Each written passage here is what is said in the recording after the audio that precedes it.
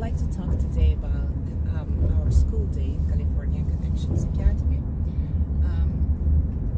Well, we start 8:30 because that is our first life lesson for grade 6 for the middle school, and before that we do just the normal things like breakfast and stuff.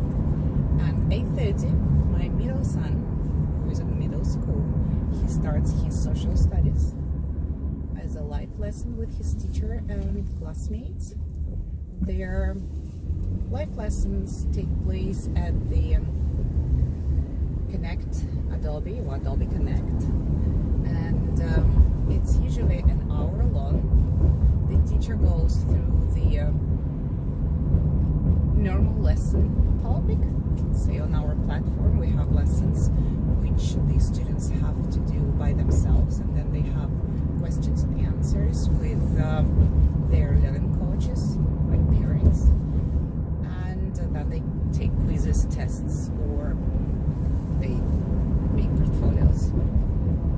So I will put the video of some life lessons so you get the sense of how it runs. Usually it's a very fun time.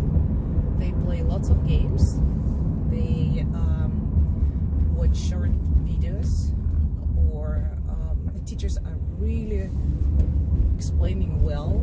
They're preparing them not only for the tests but go deeper, explaining small things happening, say in social studies, in history or geography, because they cover geography too, and economics sometimes, religion, because religion affects the way the society develops. And they have a chatbot. The students can talk, ask questions, answer questions, and they have the microphone as well, so they can talk and discuss things with the teacher or write things on the, probably it's called whiteboard, they call it. It's really well organized, and the kids go there, they like to go there. So for the middle school, actually starting from grade 4 of the elementary school and finishing with the grade 8 of middle school, life lessons are every day for every subject. You do not have to go there. It's not compulsory. Only once a week you sort of must go to specific lessons like math, language arts, or if you're gifted and talented, science. But then they just like to go there, and they like to be with people, even virtually. But then again, if it's 4 or 5 hours per day of live lessons, you still have your lessons on the platform, and it's usually like 6 or 7. So sometimes you are behind in your normal lessons. It's not a big deal because you still have time on weekends, but if you don't, that might create a problem. So you have to carefully balance with the student how many lessons per week the student wants to go, and how he does, she does, or he, the normal lessons. Then you need time to work with your students as well. Usually for the middle schooler, it will be probably a couple of hours per day.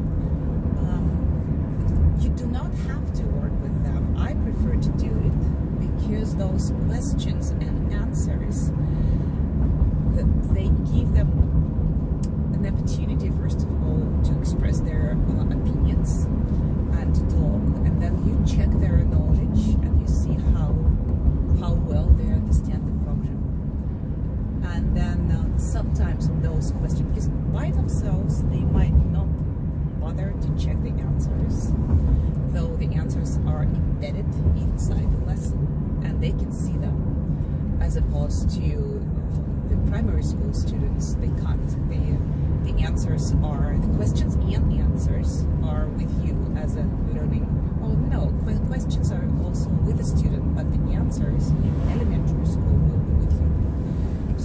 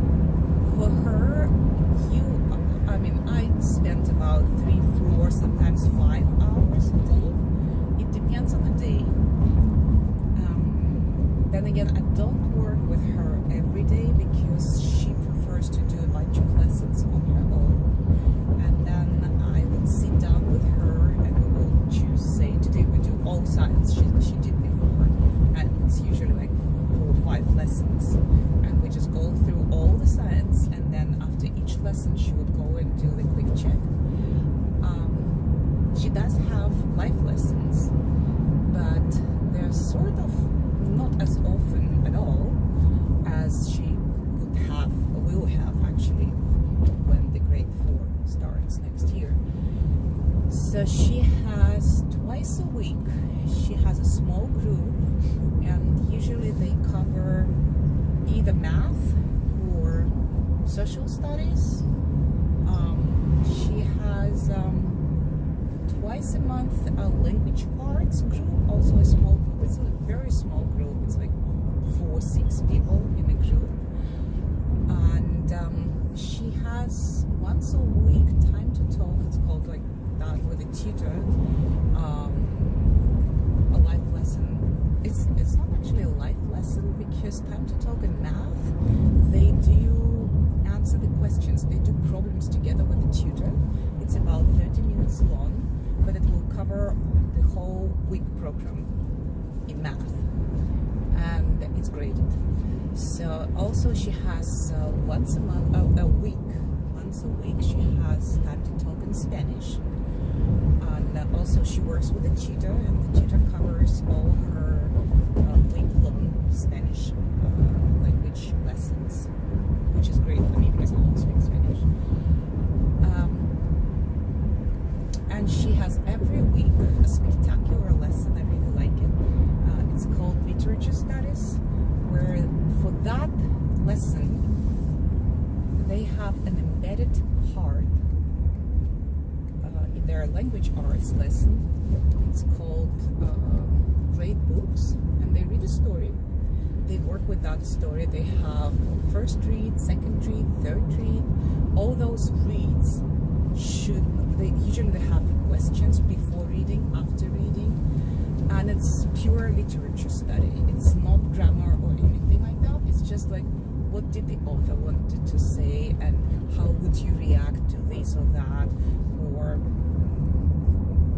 how would you end the story differently, or if you were this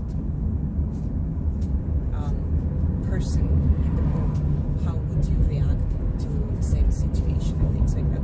It's a discussion. They discuss it virtually on our platform, and also they discuss it in a live lesson. And it's a 2-week long lesson, because first lesson they just read the book and discuss things, and for the second lesson, live lesson, for that subject, they prepare portfolios. Usually you have like 3-5 options. You choose an option. You can write a poem, you can relate it to the book, you can make a drawing, a sculpture, create a movie. There are different options, or write something, or do a research, and usually you put all that into a presentation form, which is a PowerPoint, and PowerPoint they learn in educational technology, about which I will make another video, because it's a very good way. We have that course from the beginning, from even kindergartners have that in our school. It's called educational technology. Now I'll talk about that later. Right, and that's about it for her. So not so many live lessons, but that's pretty much enough, because she has on the platform so much to do, and every lesson is very it's loaded with activities, with workouts, writings, some games with you as a learning coach. Sometimes we just don't have time that much with her to go to the live lessons. Well, that's pretty much it for today. Sorry, I'm driving because there's not much time